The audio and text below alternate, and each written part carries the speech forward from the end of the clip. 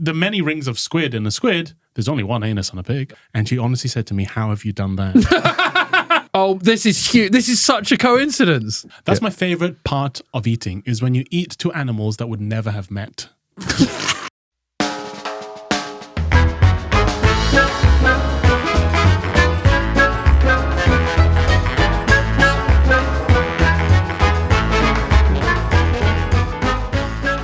Ed Gamble here. Welcome to the Off Menu Podcast. Who's this guy? James Acaster. And on the Off Menu Podcast, we invite a guest and ask them their favourite ever starter, main course, dessert, side dish, and drink. Not in that order.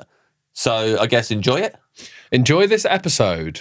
There'll be a secret ingredient as well that if they say it, they get kicked out of the restaurant. That's only ever happened once. Don't worry about it. It's just a loose sort of food chat format. Yeah. Can be funny, can be interesting. They're a celeb. They're a celebrity. Yeah.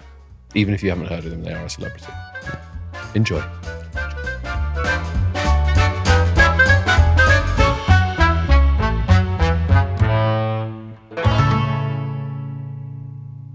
Welcome back, Phil Wang, to the Dream Restaurant. Oh, my days, it's so nice to be back. It's been 6 years. That's mad. Has it actually? Yeah. Well, where did that voice come from? Yeah, sorry. I can't remember if because we write this is the second... Put an echo on this, This is the second taste. I'm still in the lamp? Yeah. Yeah. Hello, Phil. Welcome back. How you doing, buddy? I thought I recognized that voice. Yeah. It's good, man. Good to see you, James. Yeah, I was just saying to Ed, it's been... my heel just kicked the lowering mechanism on this chair. I actually made the sound of the genie. Phil's got back into the lamp. We swapped places. Oh, that'd be a cheap trick on a genie, wouldn't it? Yeah. Rub him to get him out of the lamp and then sneak in there when he's not looking. Sneak in there. Bad luck. Yeah. Like a hermit crab, just stealing his shell. Yeah, last time I was here, there was no office, there was no cameras. Yes. There was no mics. We were just shouting off from a roof. And wow, this is amazing. It's pretty fancy. Look how far young Benito has come. Incredible. Yeah, he's It's a really man now. amazing. He's a man. He's built an empire. The Tony Soprano of podcasts. That was the first series I think you did. Maybe even like Episode 16 or 12 or something. Earlier. 13. Wow, Episode 13. Unlucky number. for some, lucky for us. Lucky for us because we got Phil Wang. Well, lucky in Chinese numbers. Is it? Yeah, 1 and 3 is like life, basically, because 3 sounds like life. Yeah. Whereas 4 sounds like death. So 4 is the 4 is the bad one. 4 is a bad So one. 1 and 3 together. So lucky, double lucky. One life. One life. One life. And One life, do you subscribe to that? Yeah, I think One there life? probably is just one life. Yeah. When I was a very round 10-year-old boy, I bought a black Nike vest that I wore all the time because I thought it made me look tough. And I wore it to non-uniform day at my school in Borneo once. And I'm a massive guy, boy. And I had I took it out as an opportunity to look really cool for non-uniform day. Yeah, of course. Planned That's this what out it's there for, forever. yeah. And I had on my left hand a fingerless leather glove. I had the small sunglasses from the Matrix. I had shorts because it's hot. Yeah. T-shirt, and then this Nike sort of fleece vest. Fleece? Yeah, I remember now. It was a fleece vest. And on the back it said, "One life, live it." Oh, yes. I was so excited about debuting my true self. Yeah. Yeah. The one life, live it The guy. one life, live it. So one life is something I've always lived by. Yeah. Did it go well? Do you remember the reception for the outfit?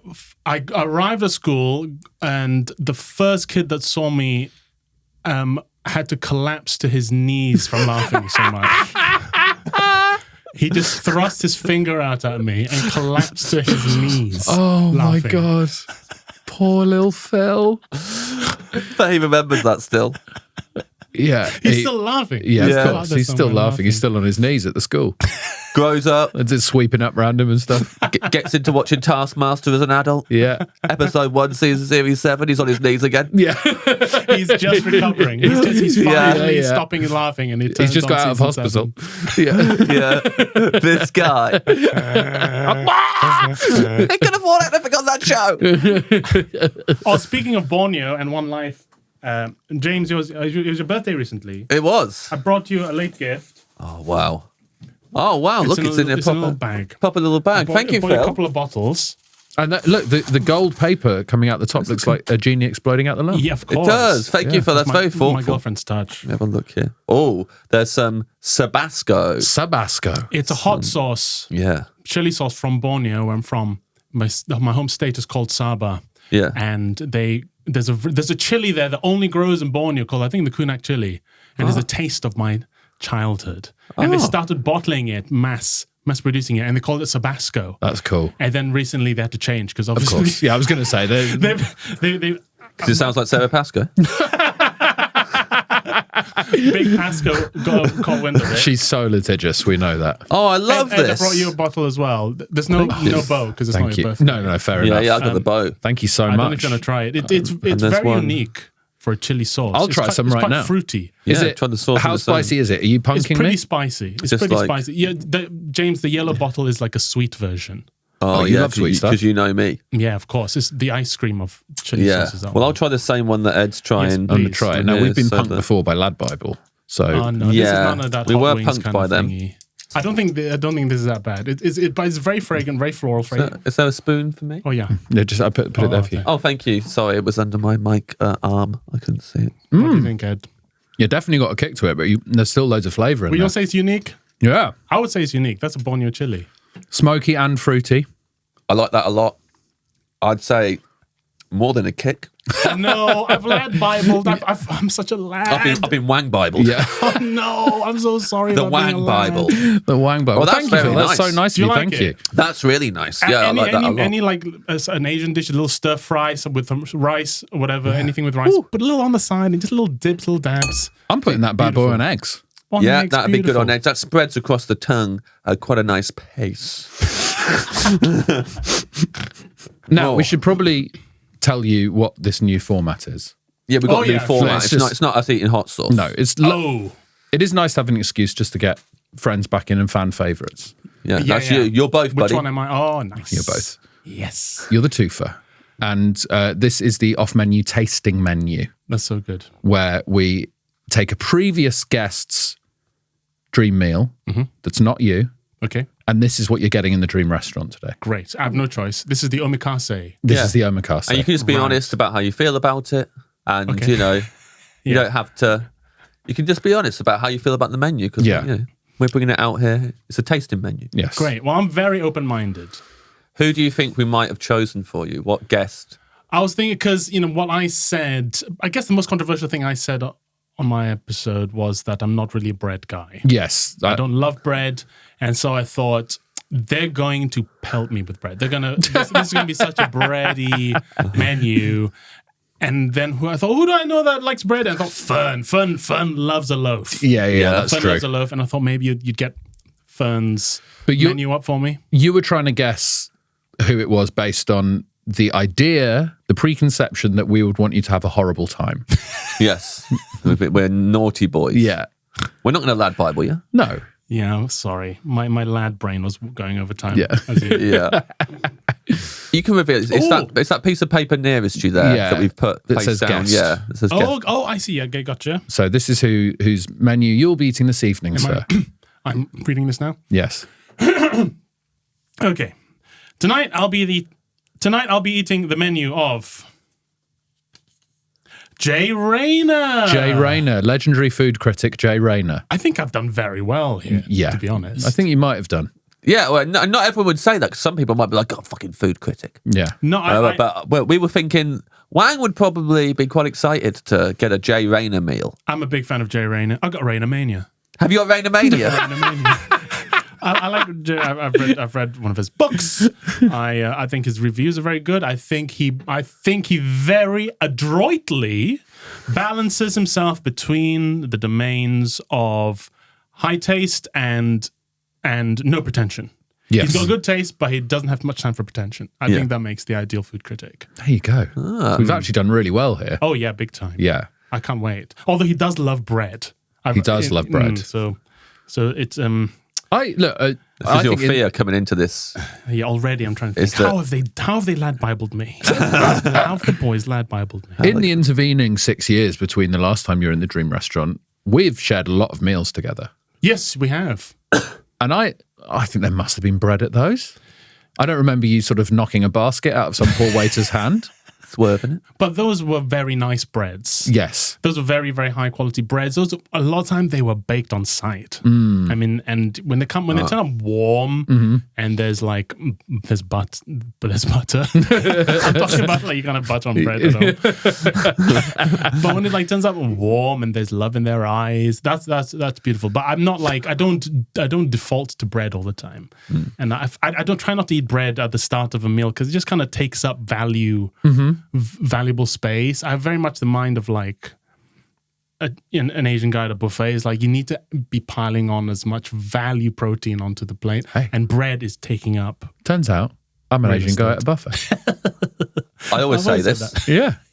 I always say this about you. I'm an Asian guy at a buffet. So is my wife. My wife's an Asian guy at a buffet. Your wife is the biggest Asian guy I've ever met. Yeah. No, we went to Vegas and went to like some big buffets, like the big expensive buffets. Awesome. And our catchphrase when we were going up to the buffet every time was Asian. be Asian. I'm Asian. That was the catchphrase on their way there. Hello, we'd say to everyone, I'm Asian. And they say, right this way. So. Yeah.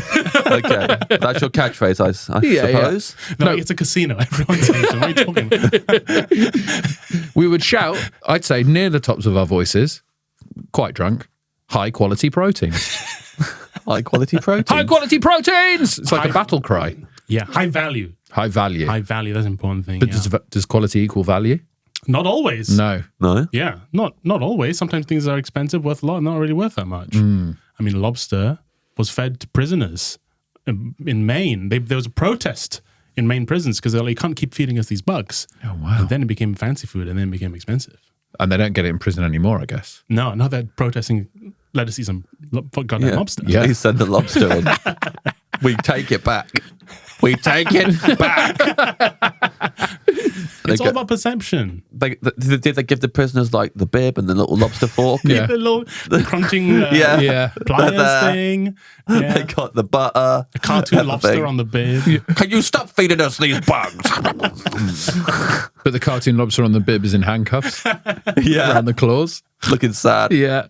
They caught me. Do you think they fed the prisoners lobsters that had done crimes? Yeah. Yeah. They pinch things. Yes. Oh, yes. Come on. It was there. It's not good, but it's there. It was there. right there. Sometimes It was good. that's all you can hope for as a comedian. That it just works on a technical level. It's quick and it's there. It's quick and it's there. Yeah. Yeah. Yeah. I enjoyed it. I enjoyed that pinch. That was actually the slogan for lobster Yeah. on the shores of Maine. It was quick and it's there. It's quick and it's Yeah. there. What is your buffet technique? So first plate at a buffet, say this is like a fancy buffet. Oh, okay. Oh, like at a Singaporean hotel. Sure. I would avoid the starches. I do find it hard avoiding rice noodles, but seafood. So you want your prawns, you want lobster, crab. Go the Japanese area, high value, not very filling. Yes. That's the Japanese way. Yeah. Sashimi. Yeah. Yeah. Makis, tuna, a miso soup, not filling. Miso soup's not particularly valuable, and then you get into your red meats. Yeah. That's very high value, very expensive. So a bit of steak, a bit of a burger. Bit of burger. Bit of burger. And then and then you start on the silverware because there's the real value. You got to start filling up on the silverware. We're talking teaspoons. We're talking little forks. We're talking the little snail forks. Those tiny little snail forks. Yeah, you got to get as many of those as possible. Yeah. You can pack in fucking loads of those into a pocket. Then you're in prison. Then you're in prison. And then you're being fed lobster. At least you got the cutlery for it. I don't go to buffets not much anymore. Are there fancy buffets here? I feel like Not as fancy as that, I think. No. The fanciest No, ones I've been to are like in Vegas or it's like Vegas, Dubai, I was Singapore. in Dubai once and went to a couple. Yeah. Yeah.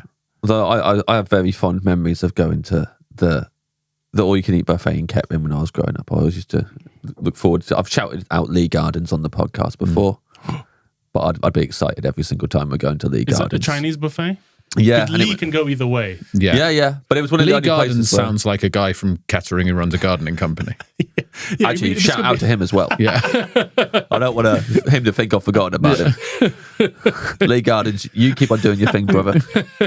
We all appreciate your work. But I'm talking about the all-you-can-eat buffet right Yeah. now. Yeah, delicious. And I just get, because nowhere else did that near us. Yeah. So like It's going so there for like, it's like one of our birthdays. Oh, and just amazing. like going crazy. But that's like Chinese buffets, all you can eat Chinese buffets are where people really fuck up with the starches, I think. Yeah, They're going straight in with a pile of noodles and rice. that's it. and that's it. They're not going back. Yeah, that's a smart thing. The Chinese make an event out of the starches. Yeah. And people think, oh, I'm getting value here. You're not. No. If you're paying like a tenner all you can eat, and then you've eaten way less than a tenner's worth, and you can't fit any more in. You got to go to the proteins. Avoid the chicken balls. It's mostly batter. Yeah. Mostly batter. That's how they're getting you there. Yeah. And you need to be able to see the meat. Yeah. You need to see the meat. Crab legs, crab claws, all that kind of thing. Yeah. You have to see him all. Silverware. Yeah. Silverware. Chopsticks. Every chopstick you can grab. We'll do water and poppadoms or bread together. Okay. He's quite brief on them. Oh, yeah. We're talking sparkling water and poppadoms. Interesting. Now, you got to be happy with that. Yeah, You 'cause were all scared about bread. I mean, look, please take this well. I've never had a guest get in their head so much about the bread before we've even started. You were panicking so fucking. Yeah. You kept So being like, worried.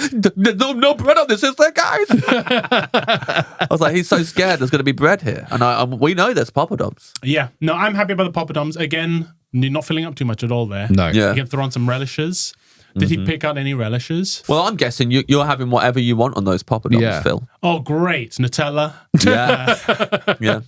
Yeah, I like that onion salad that comes with that. So do I. Yeah. I love it. I never used to like it. I'd be like, why am I eating that? Raw onion? Are you kidding me? I started off as a mango chutney guy. Yeah. And then you realize you're eating dessert. Yeah. You need to start with some salad, a little onion, something zesty, a little lime. I guess the only problem with poppadoms is I've never had it with a non-Indian meal. So Yes. this is potentially an incoherent start to a meal unless the rest is Indian. Does coherence worry you, meal-wise? Yeah. It does, yeah. I think if a meal isn't sort of thematically or culturally tied together, I feel a bit odd. All rules are out the window at a buffet. Yeah, of course. At a buffet, I'll have sushi Yeah. next to a lasagna. Yeah. And I'll be like, I'm getting my money's worth here. Yeah. Take the rice out of the sushi, of course. Yeah. Don't have to be loading up on that. But if Do you change what hat you're wearing for each dish? a literal hat? Yeah. Yeah, like Yeah. a hat that represents the country. Because we all know you're wearing a hat when you go into the buffet, but will you change that hat? Yeah, I have to bring Just to make you feel like thematically you're still kind of like you're connected to everything Yeah. in some way. Yes. Yeah, So it's right, not yeah. that random. And maybe what you're listening on your headphones, you change that as well. Yeah, I have a playlist. Yeah. Buffet. It says buffet 25 because it's the new year now. So you're tucking into a lasagna. Yeah. What hat are you wearing? What do they have? It's not. No, beret is French, isn't it? There's Yeah. like an Italian one, isn't there? What's the guy wearing on those pizza boxes you get in London? Chef's hat? Chef. Oh, yeah, the white You kind of can wear a chef's big poofy white chef's hat. hat. The gondola driver guy. guys have a little beret. Yeah. Maybe Yeah, gondola but then beret. if you go with the beret for Italy, Phil, think it through. Because later on there's going to be a French dish. Well, Yeah. okay, I've already got the hat. What are you doing? You can't just go back think put the same It's a beret smaller on. beret, right? Yeah, I just gonna need to squish it Yeah. when Yeah. I Oh, you're going to use the same beret, yeah, but just squish the just scrunch it Italian up. one. Yeah, Yeah. scrunch it up. Well, there are certain ways of wearing berets in different regions that are like that means you're from there, Oh no. and you wear it differently. It means you're from a different place. I got shown it when I was in San Sebastian with Joe Lycett for Travel Man, and we Ooh, got to nice. try some berets on. And the guy was telling us like, if you wear it like this, you're from San Sebastian. If you wear it from this, you're from Bilbao. And he was like doing it all differently. So it must be the gondola guys must have their own way. But that's in Italy. So you're talking about Spain now. Yes, I was talking about Spain just now. Yeah. So you Well, need they a have- different. they have berets too. You need Yeah, a different beret for Spain. Well, I've got a lot of cuisines covered by one hat. It sounds like. As long as you know where to put the hat each time, you got to move it. Yeah. Otherwise, someone will come up to you and go, "What are you doing?"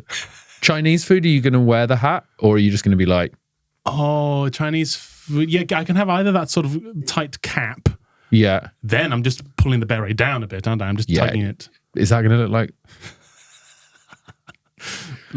I don't know why you refuse to take more than one hat to the buffet. Well, I'm just trying to think how much it just feels like unwieldy when we're putting all these hats. I think if you got one and you keep just moving it around, it's going to feel like some like Edinburgh one-man show thing. Do you know what I mean? Where they just use as little props as possible, and everyone goes, "Oh, it's amazing what they did just with that beret." It completely transforms that whole between show. starter and mains. Yeah. Or you're going to look like you got knits. Yeah, people don't think you got knits at the buffet. Yeah, no, that's not good. No. Okay. Well, the beret covers a lot. Other hats, the sombrero, that's going to take up a lot of space. I could probably fit in some of the hats into the sombrero. Yeah. The beret could go into the sombrero. And then there's often a string on a sombrero, isn't there? So you can carry that in. So it's like a hat bag. It's a hat bag. It's a hat. Yeah. And when on my way out, that's where I put all the cutlery. Yeah. Perfect. In the brim. You put the sombrero on, just line all the forks and knives around the sombrero and then go, adios. We'd be walking out so carefully. Yeah. Really slowly, one step at a time. Sorry, I'm very funny. Turning your neck really slowly to look at the proprietor as you go out. Yeah. Thank you, my good man. Gently jangling. Yeah. Just putting your hand up, but just wearing that fingerless glove. Yeah. See you later. Everyone in the restaurant having to use their hands. Yeah. Yeah. What happened to all the... The hell happened to the cutlery? Where's that jangly man going? Well, hopefully this menu will be coherent for you. Okay. From Poppadom's Look, book. I trust Big J. Okay. Your starter. This is Jay Rayner's starter. It's coming to your table now. We're putting it in front of you. Oysters. Marvellous. From Rooney Fish, Castleford Lock. NI. What's NI? Northern Ireland, I'd imagine, James. Not for eating. Oh, Not for eating. Is that what it means? Not for eating. take me away. Take me away again. Bad luck. Yeah. Very funny from Phil there, but I don't want to get off track that you didn't know what NI stands for. I thought it was like an American state or something. Michigan, yeah. Where Nish is from. Michigan, where everyone speaks in a loud, squawky voice. Yeah. All the time. Detroit, Michigan. Yeah. A blue state, I imagine. Castleford Lock is in Northern Ireland, so... Okay. Yeah. Oh, apologies to everyone in Northern Ireland. I've exposed myself there. Ignorant. Yeah. Well, these sound delicious, these Northern Irish... I love an oyster, and actually, Jay Rayner informed my oyster eating technique. Oh, wow. It's in his book that he says there's all sorts of nonsense about not chewing an oyster, or 2 chews, 3 chews. He says, it's food, chew it. Chew, until you've had enough chewing and then swallow. This is what he does. He peels away the nonsense, old Jay. Yeah. He peels away the nonsense.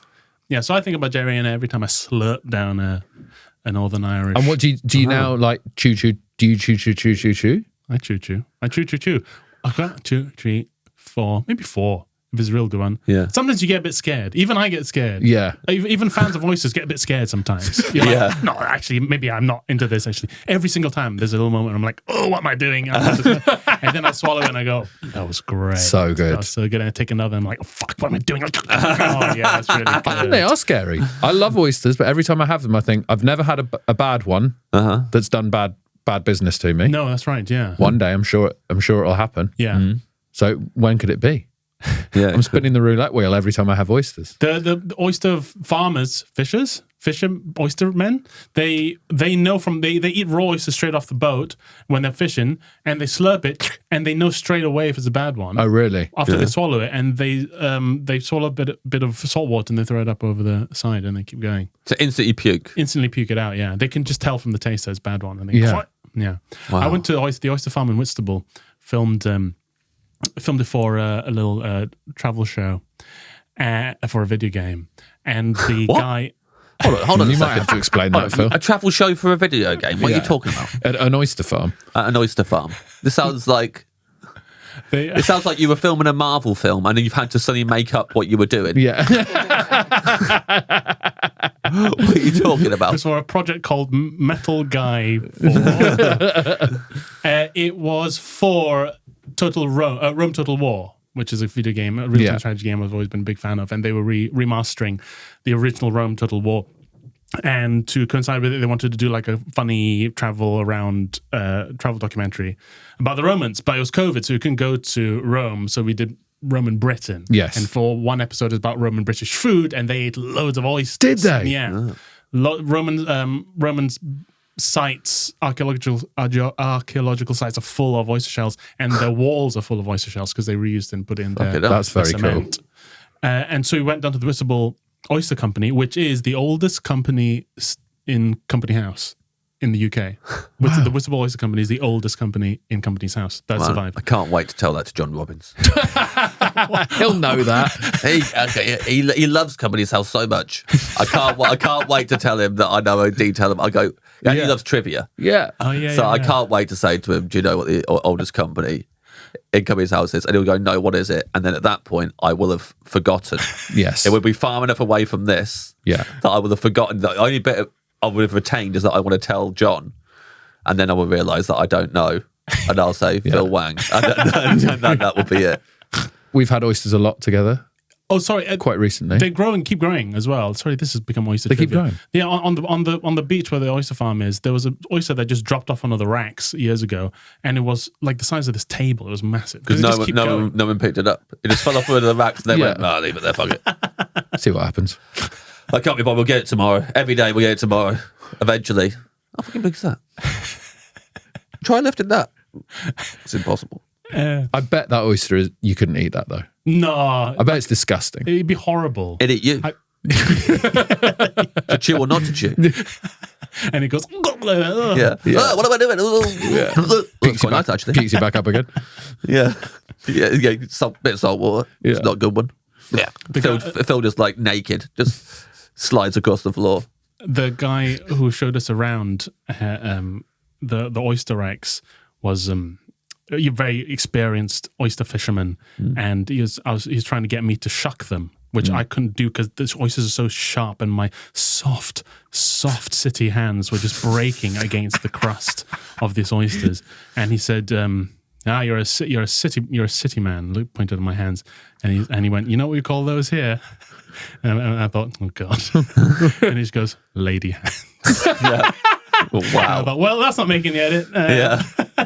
Lady hands. Yeah. That'll teach us to go to Kent. Do you know what we call those here? You could have just said, take your breath, mate. Yeah. It's not going to, whatever you're about to Making the say. edit. Yeah, you're not going to say nice soft hands. Yeah. All those lovely hands. Yeah. And you're very welcome here. Lady hands. Lady hands. Looks at the camera. Yeah.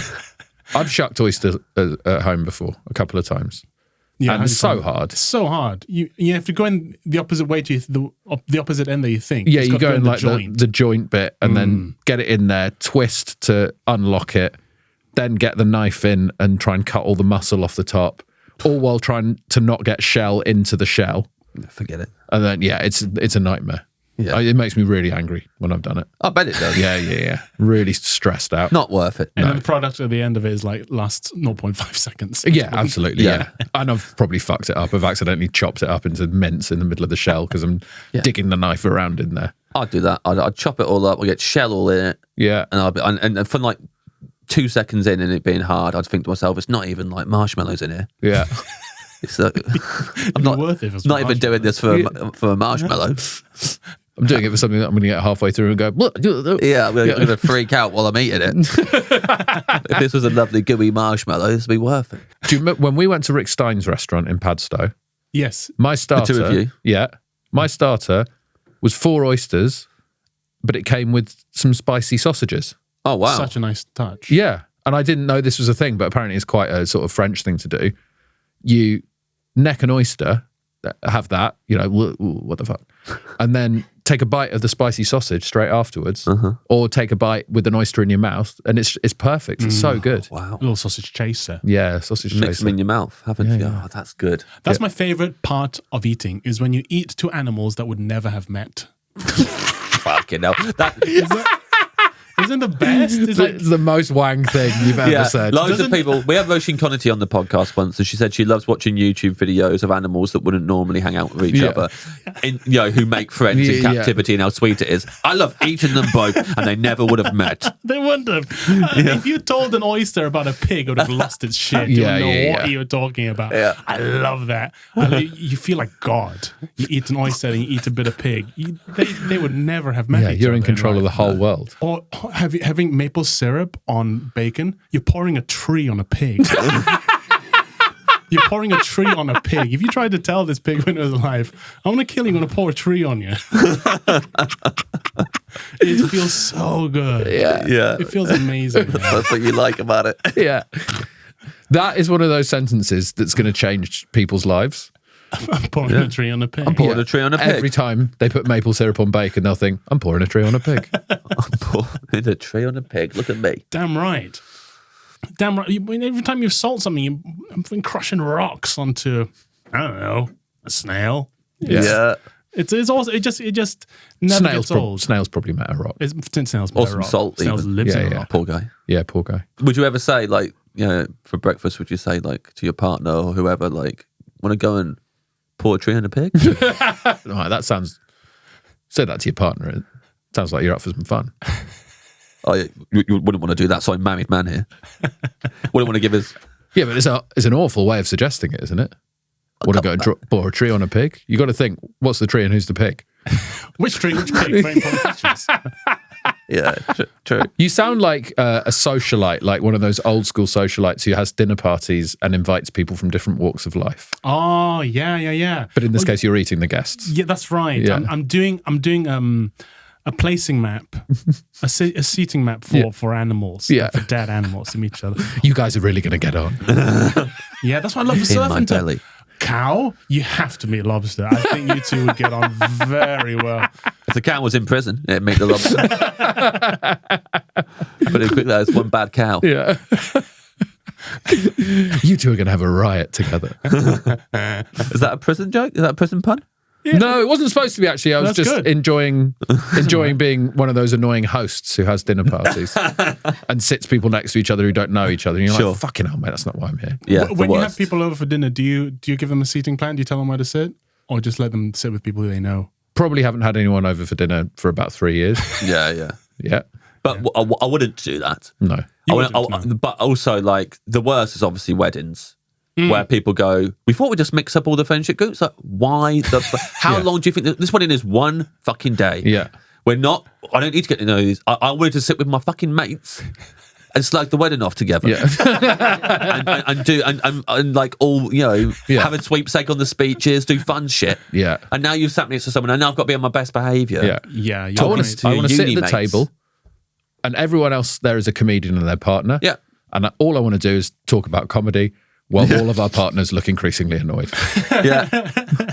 Surely you must hate that, like sitting next to strangers at weddings. I like being sat next to someone I don't know. Wow. I like meeting new people in my 30s. People always say, making new friends in your 30s is hard. I find making new friends is easy. Keeping friends, that's hard. Yeah. For me, that's hard. That's really hard. Yeah. I make friends, I lose them. That's how my work. How do you think? Always worked. Why do you think you lose them? What happens? I think it's because growing up, I moved around. So I moved schools a lot, and I went to boarding school in Borneo, and then moved here, and then I was only at school here for 2 years, and went to university. So in my mind, I think my mind goes, "Oh, you have friends for 2 years, Yeah. and then you you leave." Yeah, that was just my conditioning, I think. So they just are like, "Where's Phil?" So that they don't know what's happened. Yeah. No. They're Like 2 messaging you years going, in, I thought we no, were mate. supposed to meet up, and you're going, check the calendar, mate. It's 2 years. I told you. Happy New Year, goodbye forever. Yeah, that's what I said. I remember reading something once about a guy who had a thing, a very rigid thing of like how long his relationships lasted, like romantic. So if he got in a relationship, it was, say 10 years. And that was how long it was going to. So every year, every relationship was the same amount of time, to the point where he would say to partners, like, this is what it is with me. No matter how it's going, after 10 years, we're done. Wow. And I think at the beginning, a lot of them would think like, yeah. Yeah. And then it would get to 10 years on the day, you go, goodbye. Wow. And they'd be like, are you fucking kidding me? That's crazy. Yeah. I How remember. young did this guy start? 10 years is a long time. Yeah, probably. I probably shouldn't have Well, he chosen left- 10 years. Oh, right. Maybe 3 years. Okay. All right, yeah. It's obviously not 10 years. Sorry, baby, this is just something I do. I did it it was. once. I'm not in my 50s. Yeah. I mean, every single person must think, I'm going to change his mind. Right, yeah. We are so right for each other. This is a good relationship. Yeah. They're approaching the 3 year mark, whatever it is, and they're going, there's no way. This is the best relationship I've ever been in. It is great. Did he just decide that, or did his first relationship end after 3 years? Maybe the second one is a coincidence, and he was like, I guess that's how it has to be. Maybe, yeah. And then it just became like my conditioning. Yeah. Yeah, it's like you with you go, well, I'm off to uni now. Yeah. Yeah. So, Phil, you're 45. Guess I'm Goodbye. moving. Yeah, I'm moving again. Puts your little bindle over your shoulder. Yeah. Go to the next town. With all your hats in it. All your hats in there, your cutlery that you've Jangling. stolen. Yeah.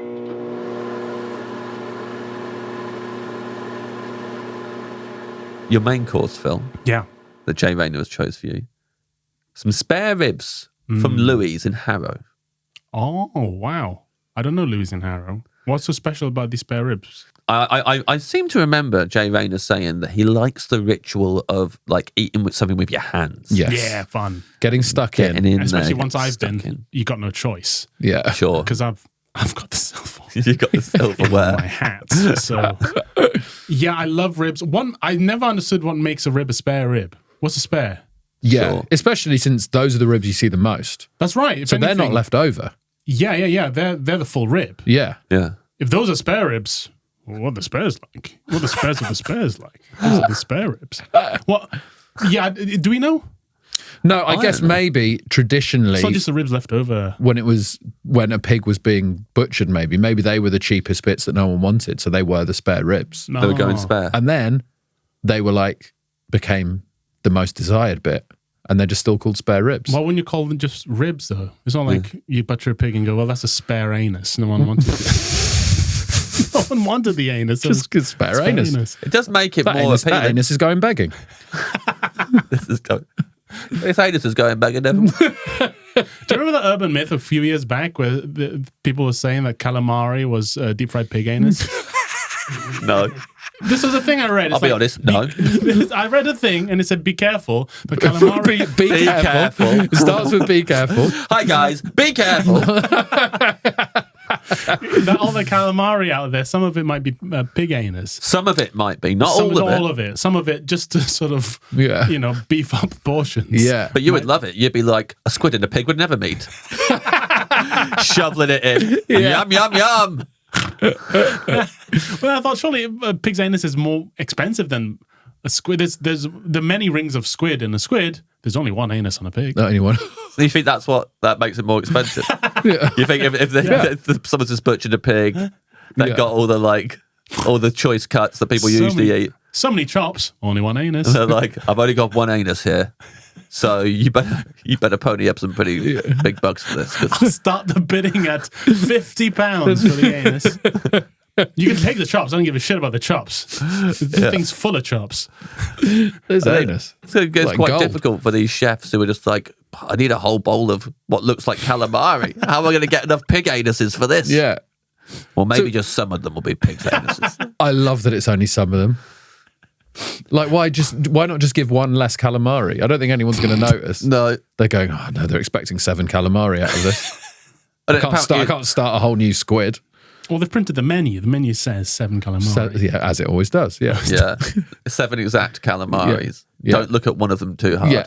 Is one calamari a calamaro? That makes me feel sick. Calamaro. Because it's like with Italian food, like the I is always the plural. Yeah. So is one calamari or calamaro? Maybe it is a calamaro. Yeah, because I guess raviolo. Yeah. Is Right. it? Yeah. Is it raviolo? Spaghetti? Is Raviolo's one like a spaghetto? big raviolo. Spaghetto. Yeah. Oh. Yeah. Is that true? I think so. Raviolo's definitely true. I've not heard spaghetto before. Yeah, I thought spaghetto was You just think like... it's SpaghettiOs? Yeah, I think you're thinking of SpaghettiOs, Phil. Like a tin of spaghetti hoops. Yeah. Which, by the way, are sparrow anuses. They are. Yeah. Little birdie anuses that they put in. It's just cheaper. In blood. It's just cheaper. Not all of them. Not all of them. Not all of them. There's... That would be nuts. That would be beyond the pale. But some of them are. I feel like I'd notice if there was a pig anus in my calamari. I would have thought so. Yeah. Surely it would look different to the rest of Yeah. them. None of us are saying we know what pig anuses look like. No? Hey, I'm not saying that. No. But calamari are like, you can see through the middle of it, right? Yeah. Surely the pig anus, Hey, you to can act see, as an anus, you can it's see very through a tight. has to be pig quite puckered. Right. But sort of No one's liberated dead. from the sphincter. No, the sphincter's the inside bit. Liberated from the anal muscles, does it loosen? Maybe that, and maybe when it's heated, It expands. It expands. It could expand. Maybe they let the pig sniff some poppers before they. Sniff gonna be- these. Kill it.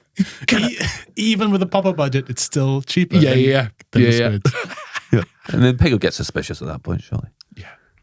Why are you wanting me to sniff these poppers? Yeah. You're not going to pour a tree on me, are you? I'll sniff it, but stay away from my anus.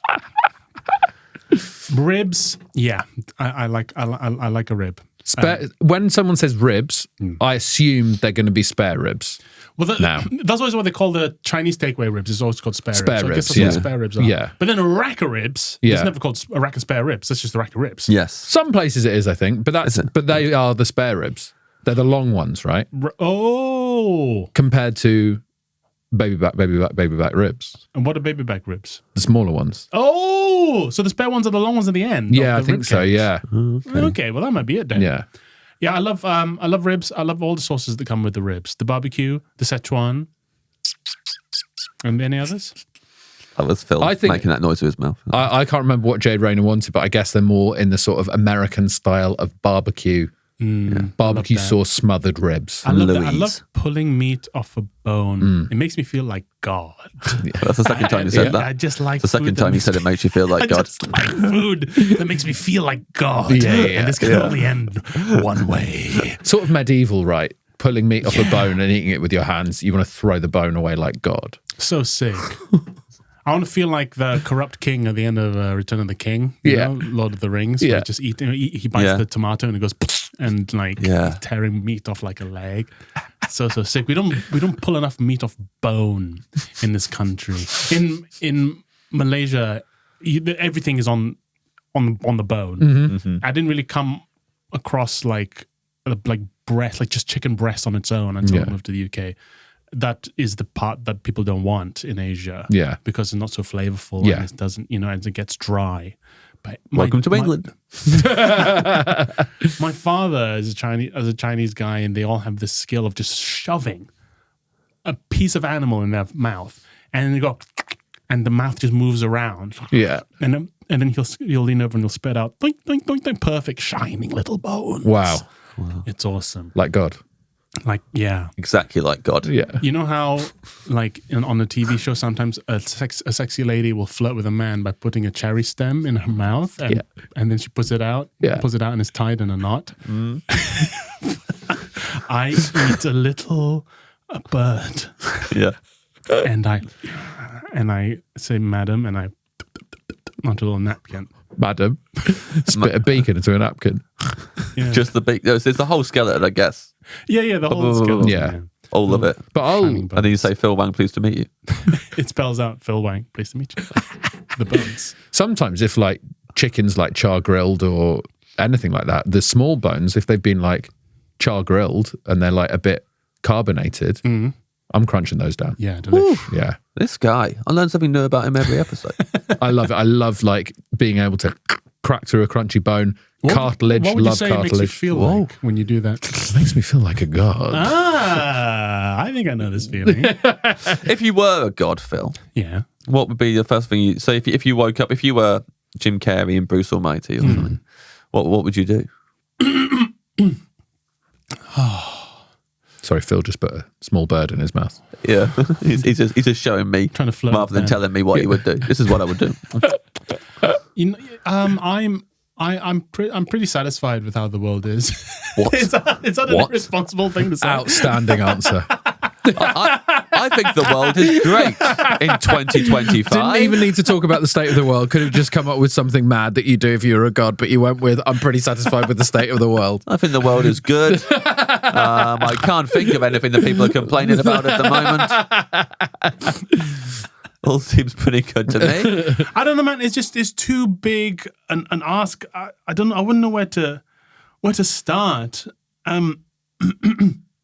You want to say, well, I'd get rid of all war and injustice, but Sure. it'll arise. We're built to fight and to be unfair to one another. It's how we're built. Yeah. And every time we try and affect, What the hell are you on about? every time we try and affect something from the top down that changes this nature of ours, it ends. Yeah, but being a god is not disaster. top down. I think. Well, there's nothing more top down than being a god. No, because you can literally control everything that happens. It's not like you need to worry about the That consequences. sounds like a lot of work. I'm checking in every day to see how it's going. Yeah, you're God, man. Yeah. I just wanted to put tree on a pig, and now I've got to control every conflict in the world. Yeah. I think I wouldn't want to be like a monotheistic Abrahamic god. Because that's too much of a broad scope. I want to be one of the pantheon gods. you know? Like an Egyptian or a Greek, or they had some fucking good times. A god of something. A god of something. What would you be the god of? I'd be the god of when you need to buy something with cash and you have just enough change that it rounds. That is like, the thing is £13, 15 pence. Yeah. And you have a tenner and a £5 note. Yeah. But you also have 15 pence. Yeah. So you give £10, £5, 15 pence, and you get £2 Yeah. back. Yeah. I once did that at a supermarket in London, and the checkout lady very confusingly gave me £2 back after, even though the price had some pence at the end of it, and she honestly said to me, "How have you done that?" So I'd be the god of that. Yeah. Yeah. Like you're Darren Brown or something.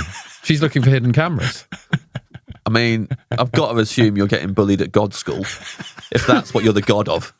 The rest of them are doing the proper. We know what the god's wearing. Yeah, absolutely. Everyone else wearing robes and stuff. You're turning up wearing your fleece. One life, live it, which is absolutely redundant if you're a god. Yeah, one life is forever, though. Yeah, yeah, one life, yeah, I'm living it. yeah. I'm loving it. With your fleece on, your glove. Okay, well, I think you'll be a good god of that. Yeah. Thanks, man.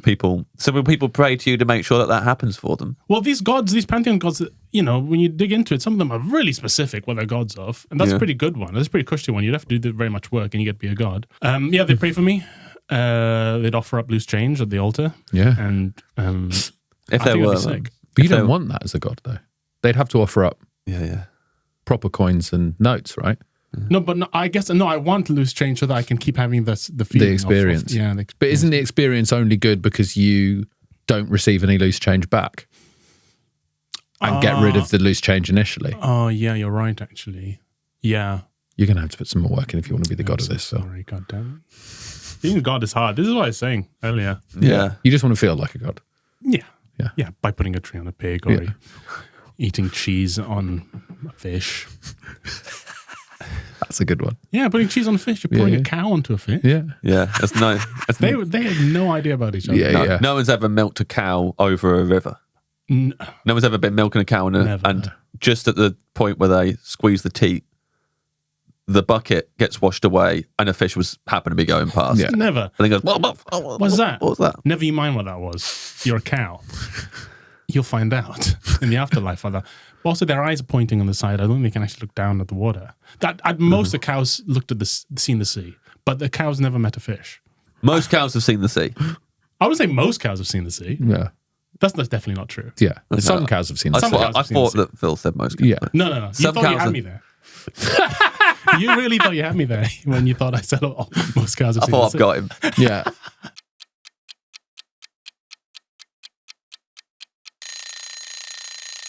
Your side dish, we're bringing on a side dish now. Yeah. It's buttery cabbage made by Oh, Jay Rayner. this is mad because I do his. I'm starting to sound Jay Ryan obsessed. But Yeah. I do his buttery cabbage recipe from his book. Oh, this is huge. This is such a coincidence. It's lots of butter, lots of cabbage, and then just loads of chicken stock, and just keep going and going and going. That's it. That's what Yeah. he put on his dream meal. So you've actually had it before. I make it. Yeah, I've made it. I haven't made it in a while actually, but I got to get back on that. It's fantastic. This is fantastic. Wow. It's full of butter and stock. See, we just had a feeling. We were like, let's choose Jay Rayner for Phil. We think that'd be good. We think because we weren't trying to do what you thought we were going to do and like punk you. Yeah. We were trying to give you something that, well, you think he would vibe with this a little bit. We were so on the money because you're eating this anyway. Absolutely, I love it. How often do you make Jay's buttery cabbage? I haven't for a bit, but I went through a period of like having it basically every other meal. I would make this buttery cabbage. Wow. It's so good, man. It goes with so much. I love cabbage. Yeah. Shout out to cabbage. I mean, cabbage is, it's got so many societies through so much across the world, Yeah. Europe to Asia. The cabbage has been the foundation of civilization. So And it's it's still like people think badly of cabbage quite a lot. Yeah.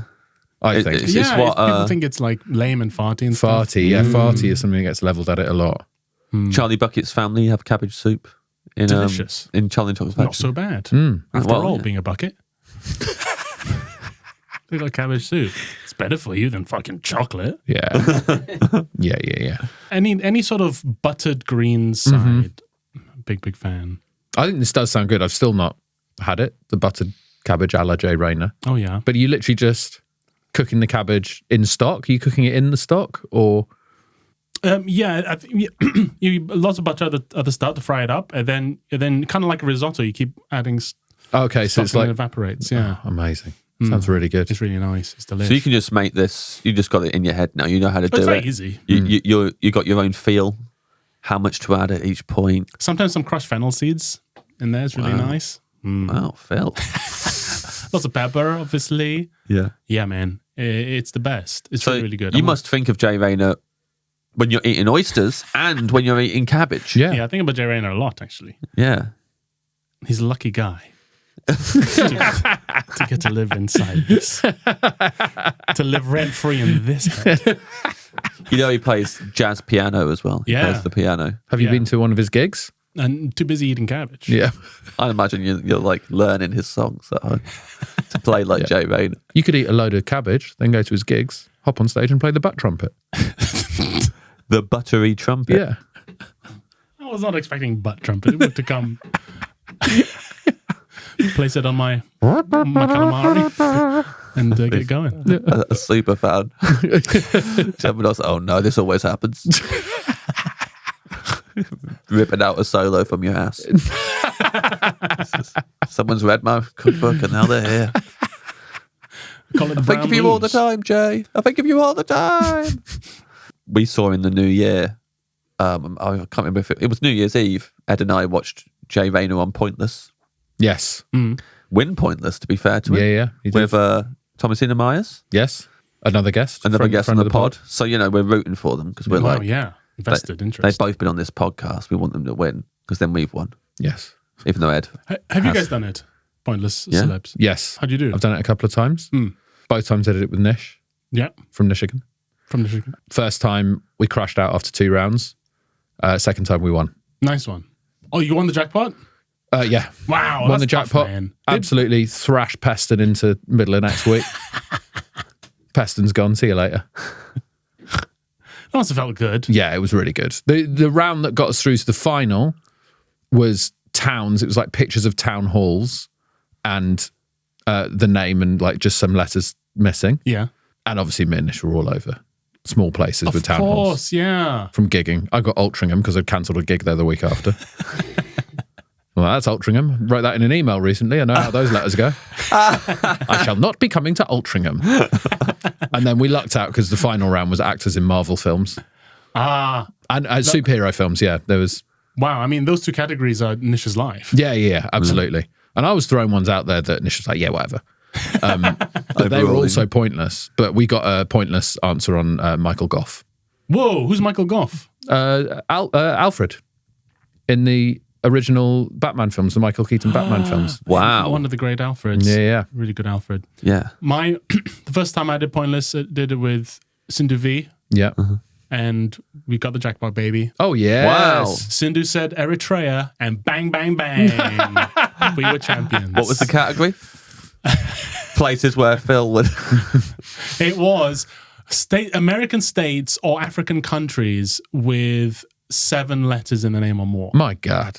Jesus, that's a more. She knocked out. I've never seen someone say Eritrea so fast. It's a lot more And specific. then I did it again with Pierre Novelli, Yes. and we got to the final. We won, but then we were asked to name some Idris Elba movies, Oh, no. and I said Thor 2, Yeah. and we didn't win. Too high. too high. Too not as high as you think, Paul. A lot Yeah. of people knew that film. Or he was in it. He was in it. A lot of people. No, I think the qualifier. The factor there is a lot of people knew Idris Elba was in Thor 2. But my thinking was, well, everyone's going to say Thor. Yeah. But no one's going to say Thor 2. Yes. Dark World. It turned out people did. A lot of people said it. Yeah. Sorry. Phil, we all thought you were about to say something there. No, you said, cleared your throat. Yeah. And then you said, 100% the most Benito's ever laughed on the podcast. yeah, Benito absolutely lost it. His head spun round. Over and over again. That's the clip. This is my life, man. People always think I'm going to say something and I'm not. All the time. Well, you should stop saying, You went, Buy tickets for Phil's next tour. you went,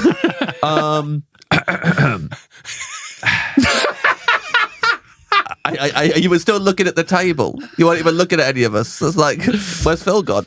He's not even in the room anymore. That's how you should open your next show, man.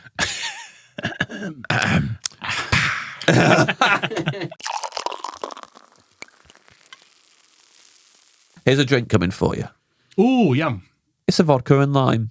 This is an odd choice. He's knocking back a vodka with ribs. Ribs, buttery cabbage. He's had some oysters, and now he's going to have a vodka and lime. I know. Vodka and cabbage, thematically, culturally consistent. Yes. No problem with that. Then the ribs? I think you were hoping for some wine, weren't you, Phil? I was a little bit. In the intervening 6 years, You know I was hoping for some wine, and Phil's a wine boy now. You are such a wine boy that I think it's something that a lot of people know about you now. And you did choose wine on the podcast, I believe, when you came on off menu. But you were kind of going, I'm just getting into wine, and I think wine's nice. Yeah. I took Ed's suggestion of a Riesling. Yeah. So that was remember. where you were at that I'm point. still open-minded. Is that Yeah, Ed yeah, could yeah. say You something recommend? to you, Yeah. and you'd be like, yeah, I'll try What did that. I recommend 6 years ago? Because I don't think I knew anything about Riesling, really. But you're right, Yeah. Or just generally Riesling. Yeah. and it's still the cool white wine. It is, especially for us. We're in. Especially for us. We're a little club. Yeah, you two are in a wine club. Which yeah. we're a gang. We're a gang of a gang of chaps Every who drink time wine. Ed goes out on those, Ed'll be like, well, we've just finished recording an episode, and I was like, what are you up to tomorrow? He's like, oh, I'm going away with the wine guys, Ollie and Phil and Pierre, and we're just going to go, huh? And Freddie. And Freddie, and we're just going for a wine weekend. I'm like, oh yeah, and he was like, yeah, should be nice. It'd be good to see the guys and just get I've together. never said this. This is an awful. Just get impression. together, have some wines. It should be, it's been. Do you know what? It should be a quiet one. I've been out a few times recently. I just fancy a quiet weekend. Pace ourselves. The next day, send me a selfie of all of you looking like cartoon characters whose eyes are going all over the place. And you're all trying to look like upstanding gentlemen. And you're absolutely like your heads are disappearing into your fucking necks, and it's all like mouths open, just hanging bright red rep mouths, just like lips. half open eyes. Yeah. but always like holding up your glasses and then gathered around some like incredible looking food that hasn't been touched yet. So like a basin, just like a pig's head. Yeah. That's like shining. And you're all like, it's like day one. The bottle picks at the end. So you take a picture of all the bottles we've had. The lineup. There's a lot. There's always a lot in the lineup. Yeah. It's so fun, man. But yeah. May I say, Phil, you're usually the one who looks the most sober in the Thank pics. you. Well, I'll tell you why that is. Oh no! You've already mentioned this. Yeah, on the podcast yeah. before. Yeah. It's always good to recap it, though. Yeah. So when you've got a few bottles going around, and you're enjoying tasting them, and like you might have like 4 or 5 glasses in front of you. Yeah. You know, you're tasting them, but then you're drinking. Yeah. And Phil is very slow when he drinks. I don't think I am. Well, we've all finished our glasses, and Phil always has more. Like even when we want to open another bottle, He's Phil's slower got than you guys. some of every wine left. And we were in a restaurant called Otto's, and Otto came over, and he looked at the situation, and he turned to Phil, and he said, "Ah, you are the baby of the group." He's German, by the way. Yeah. That wasn't just a bold choice. I don't even care where he's from. I enjoyed the voice. I don't care where. So where Phil is the Otto's baby from. of the I'm group. the baby. Yeah. And then at the end of the night, he after everyone had finished their wines and I had a few left over, he patted me on the shoulder and said, "Come back when you've grown up."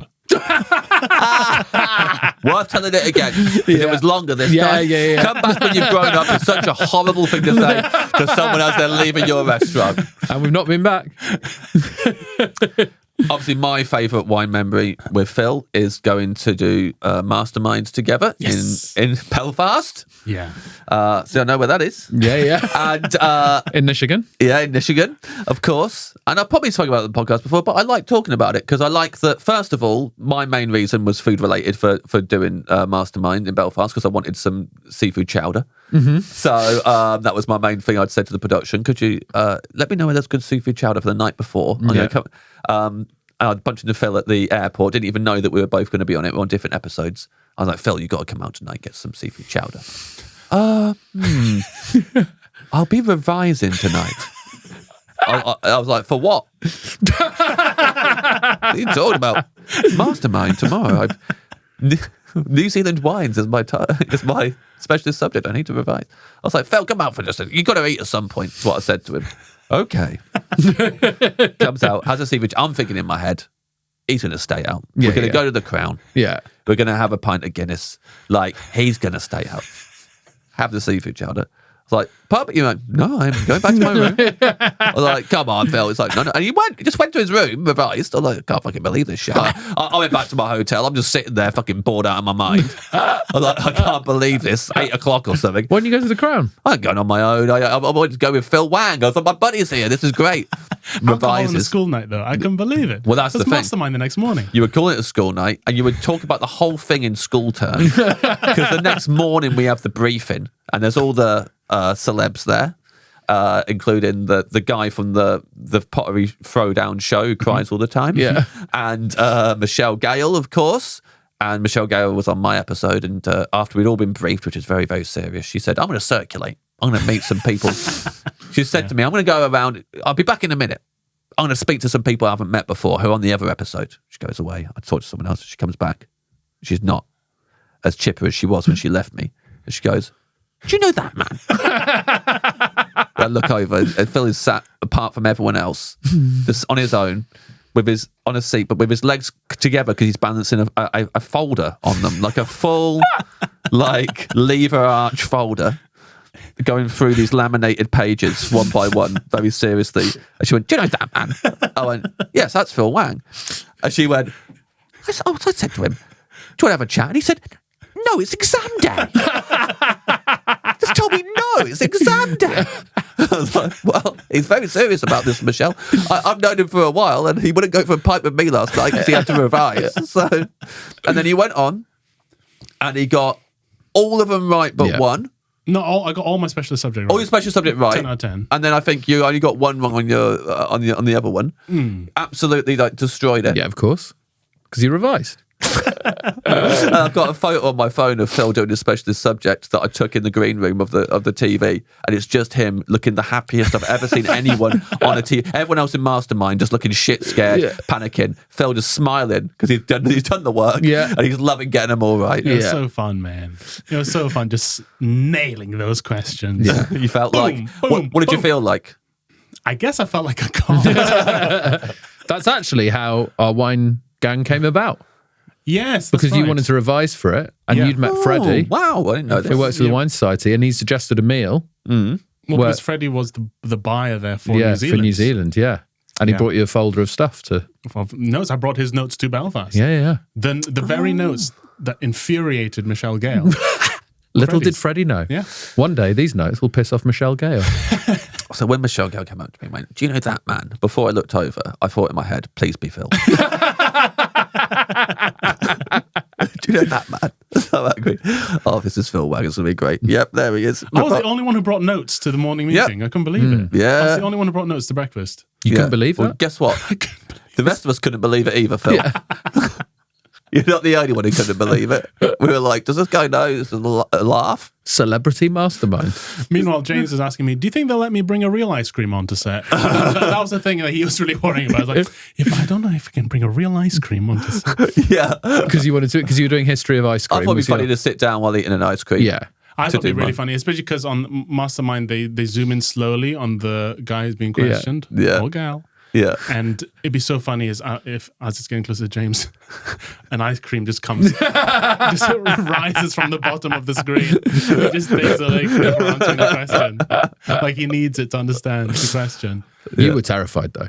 Yeah, I was The terrified amount because of I didn't texts I got revise. from the dressing room being like, "Why have I said yes to this? I've not revised. Why didn't I do any revision?" Yeah, yeah. You did pretty well considering you got four of the, I did quite well on it. Yeah, but I was in the dressing room. I was completely like, I should have been more like Phil Wang. Like I would have lost a lot of friends, and I wouldn't have been popular here. But I would not be panicking as much as I'm panicking now because I've not revised this whatsoever.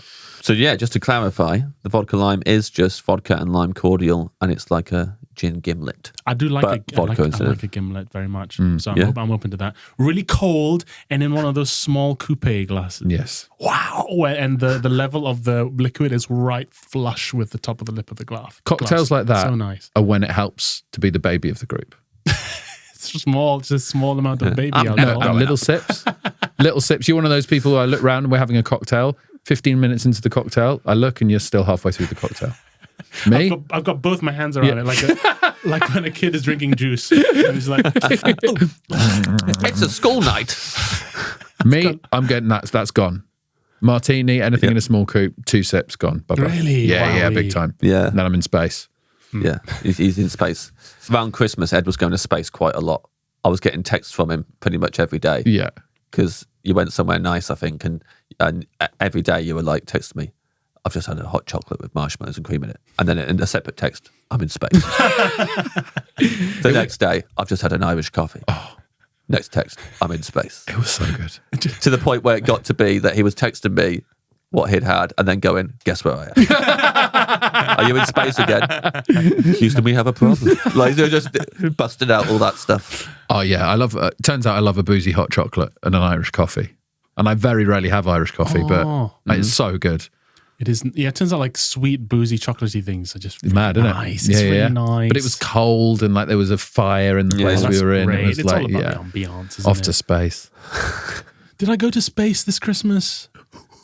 Yeah, I think so. I had some really nice.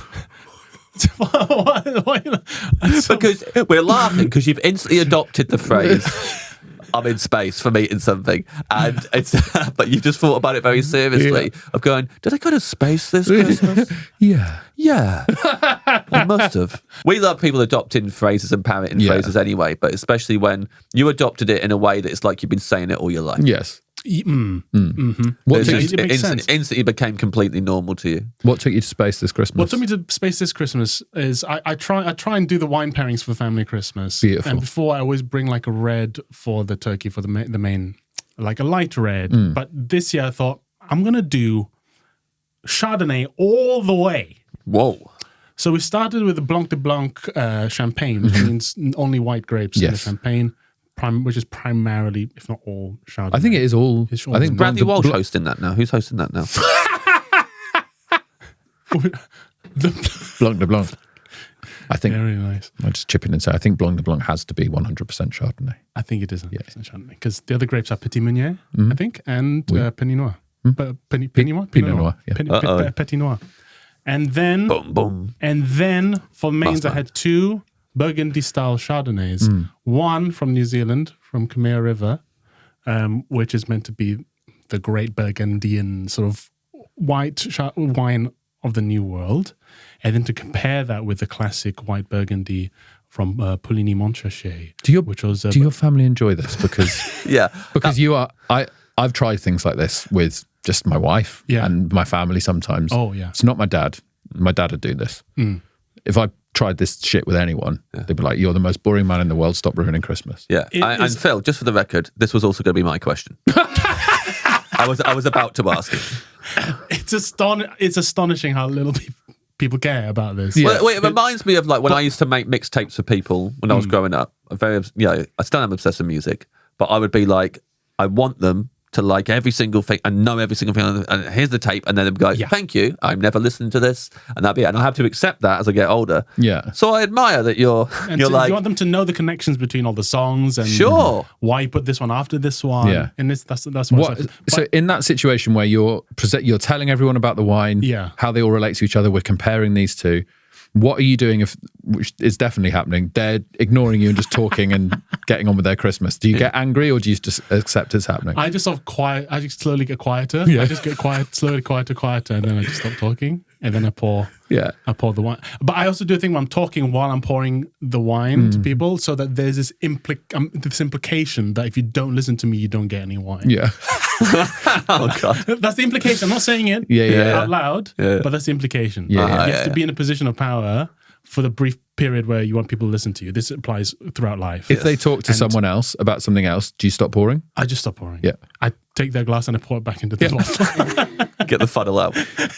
I did that to you once because I know it annoys Charlie, so I will do things like I had 2 bottles. I accidentally, across the period of 5 years, bought 2 different bottles of Barolo, which was the same but different vintages 5 years apart. Fascinating. And I said, well, we'll do a vertical tasting. Let's compare these vintages. What a lucky lady. Yeah. She starts packing her bags. Yeah. It was awkward to be there for it. Yeah. And she's left him. Yeah. Finally left him.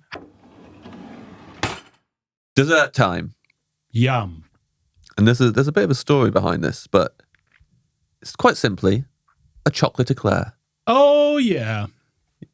I don't like choux pastry. This is what I said to Jay Rayner, and he was not happy about it. Interesting. Yeah, I find choux pastry, like, even when it's done right, it's kind of dry and papery and weird. Totally agree. I don't dig it. Totally agree. Don't like choux pastry. He said you need to go to Maitre Choux.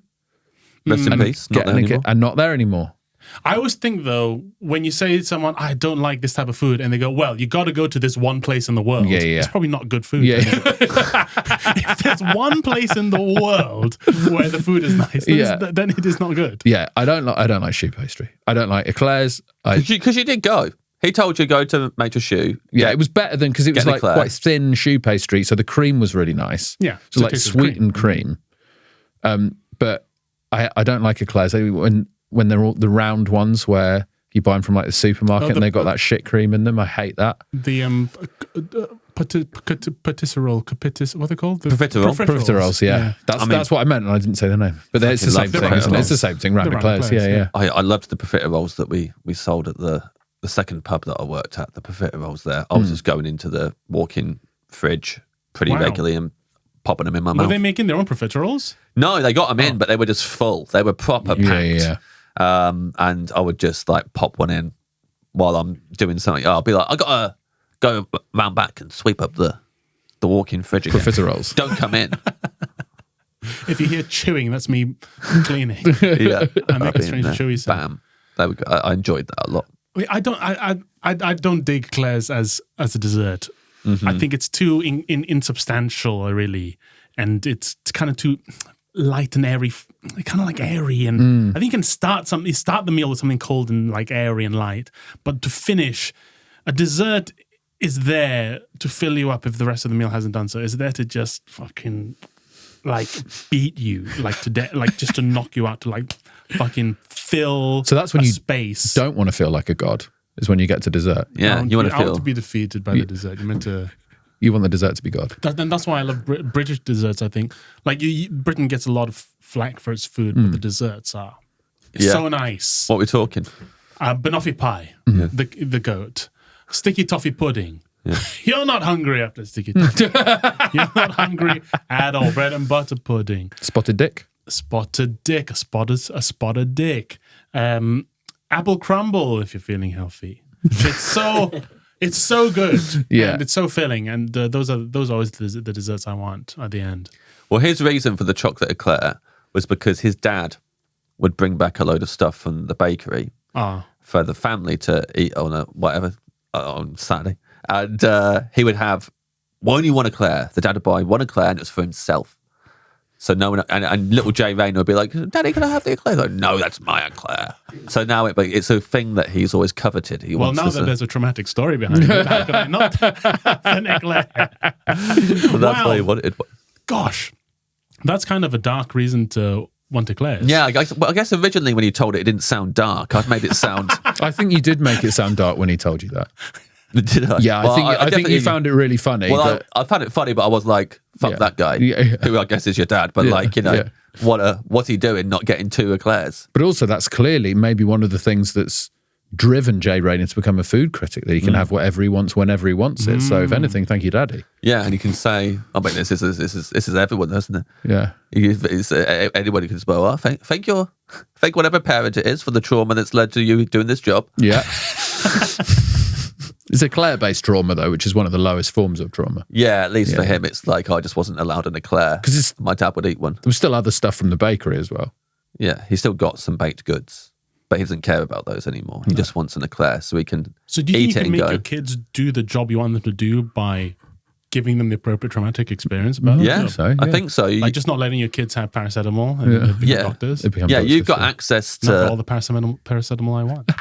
You can Dad. take the back of the computer out and fiddle around there and of their heads, you know.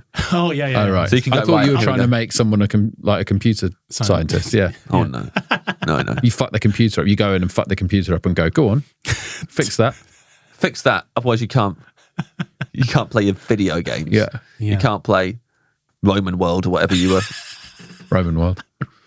promoting. Roman World. Yeah. If you played as much Rome Total War as I did, you would laugh so much at Roman World. The idea of it being called Roman World is hilarious to me. Was there anything in your house growing up that was like, Daddy has that and you can't have it?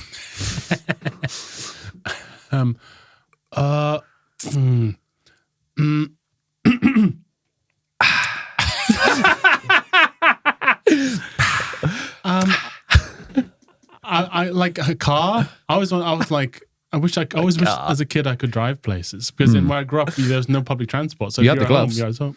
I had the gloves already. Dad, why do you think I bought this glove? Let me drive the car. You can have the other glove when you're 18. Yeah, I think like just having a car and money. I was like, it feels very hard to do anything without a car and money. That's what I was. How most old are jealous you when of. you're saying this? Like 6. I was like, Yeah, little Phil Wang walking Yeah. around. It's so hard to do anything without cars and money. I want cars and And do money. you drive now? yeah, Yeah. I got a little car. Got a couple of quid. Yeah. It worked out. So you think just when you're driving along, you're like, I did it. I'm my dad. Yeah. Who's the daddy now? In your face, Daddy. In your face, daddy.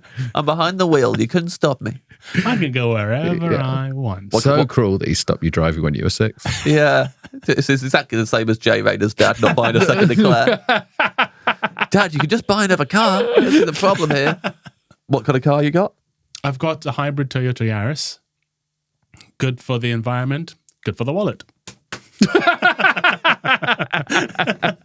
Phil patted his wallet there. Beautiful. Well, Phil. Did you enjoy Jay's tasting menu? I really enjoyed Jay's tasting menu. He's a man of fine taste, obviously. And it's nice to have the cabbage dish that I know so well, but I haven't had in a while. Oysters, big old fan. A little tiny cold vodka cocktail in the middle of it. Delish.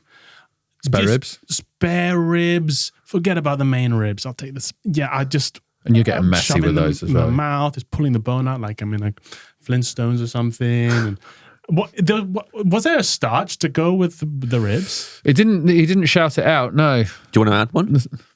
I feel foolish after my whole rant about bread. I'm now asking for starch. Oh, go for it. With the ribs, just some chips. I think with ribs, just some chips. Love it. I don't think we've only done one other tasting menu before, and I don't think we gave them a chance to add anything. Oh, We didn't, no. But that's a new thing. I think you can upgrade one dish. Yeah, it should be an upgraded dish. But Phil's a god. Yeah, that's true. Phil's a god in this. So you got to let Phil do what he wants to some degree. Yeah. The other person we had on was John Kearns, who barely a man. So, and the secret ingredient for Jay, which would have got him kicked out of the restaurant, was hairy crackling, which I don't know if you think that's fair. Do people specify hairy crackling? Yeah. Well, in terms of like what they don't like, yeah. It's a huge genre in the don't like. Yeah, massive. Very popular in don't likes. I made some chicken crackling once. You ever made the chicken crackling? I see it Just on chicken Instagram skins. quite a lot. So nice. Do you have to scrape the chicken skin? That seems to be what That's people what I do. realized I had to do because Yeah, I put a picture of this chicken crackling up on Instagram and people were just like, ugh! Yeah, because all the little like bits of The gelatinous feather, bit. Like Right. the like hairs and the feathers and stuff were still on it. The feathers. Not the feathers, but like I don't know what the smallest bit of the feather stem is. Like the pimples, they look like there's goose some sort of pimples. little sort of chicken hair coming out of the pimples there. So you took that photo. Yeah, You looked at it, I guess, before you posted it. Yeah. And did you think delicious? yeah. You posted it, and then you were surprised at the comments that were like, "That's disgusting."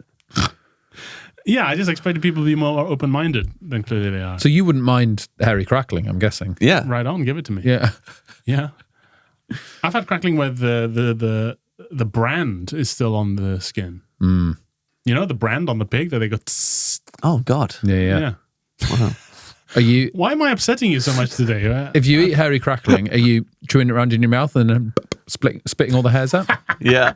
Yeah. Making a little toupee out of it. Wearing it to the buffet.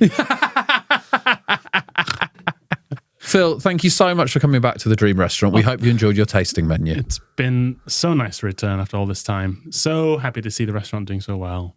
Thank you both for having me so Oh, much. and Phil, that will be £200 and 12 pence. What? It is, you've started charging Yeah, £200, 12 pence, please, Phil. for Jay's meal? Yeah. Cough up. What? It's Cash only. Cash only. well. We are really trying to lead you to this callback. All you have to do is say that you're going to pay with exact money. Well, I have 200. But instead, you're such a thrifty bastard. You think you have to pay. You can't break out of the fantasy. You're like, what the? I wasn't told I had to pay. But looking at Ben desperately. Ben! Please, This isn't Ben. fair. Phil They want me to can't, pay £200 and 12 pence. Phil can't improv when even fake money's involved. We He's keep giving really him more thinking about detail to it. try and lead him to the callback. And exact change, Phil. Ben, please. Did you know Phil wanted to buy a wine fridge and it took him 3 years to make the decision? It wasn't 3. It was 2. It was 2 years. Was it? Yeah, it was about that long. Yeah. But you bought it. I got it eventually, yeah. And are you happy with it? It's thrilled. I should have got it ages ago. There you go. Thank you so much, Phil. Phil. Thanks, guys.